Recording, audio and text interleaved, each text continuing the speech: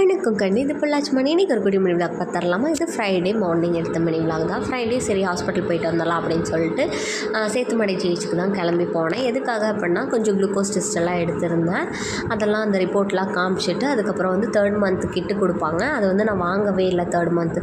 சரி 4th month வாங்கிக்கலாம் அப்படின்னு சொல்லிட்டு அதை போய் வாங்கிட்டு வரலாம் அப்படின்னு சொல்லிட்டு போனால் அதில் என்னென்ன கொடுத்துருக்காங்க அப்படின்னா 2 டேட்ஸ் டப்பா, ஒரு துண்டு கொடுத்துருக்காங்க, 3 வந்து அயன் டானிக் கொடுத்துருக்காங்க, 2 ப்ரோட்டீன் பவுடர் கொடுத்துருக்காங்க, ஒரு ஆவின் கீ டப்பா கொடுத்துருக்காங்க, அதுக்கப்புறம் வந்து அது குடிக்கிறதுக்கு வந்து கப் கொடுத்துருக்காங்க. இந்த மாதிரி வேறு ஃபெசிலிட்டிஸ் எல்லாமே வந்து கவர்மெண்ட் வந்து உங்களுக்காக ப்ரொவைட் பண்ணிகிட்ருக்காங்க. ஸோ வந்து நீங்கள் எதையும் மிஸ் பண்ணாமல் நீங்கள் ப்ரைவேட்லேயே செக்கப் பண்ணாலும் பரவாயில்ல, கவர்மெண்ட்டில் வந்து நீங்கள் RCHID அப்படிங்கிற ஒரு ஐடியை வந்து பதிவு பண்ணணும்.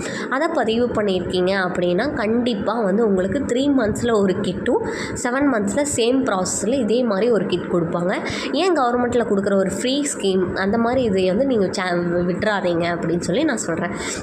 நெக்ஸ்ட்டு வந்து சரி புதூர் போய் ஒர்க்கெல்லாம் கொஞ்சம் இருக்குது, க்ளீனிங் ப்ராசஸ் எல்லாம் பொங்கலுக்கு அப்படின்னு சொல்லிட்டு அதெல்லாம் க்ளீன் பண்ணலான்னு சொல்லிட்டு அம்மா ஒரு ட்ரே அடித்து கொடுத்தாங்க. நம்ம பேலன்ஸ் இருக்கிற ஒர்க்கெல்லாம் பார்த்துட்டு இருந்தேன்.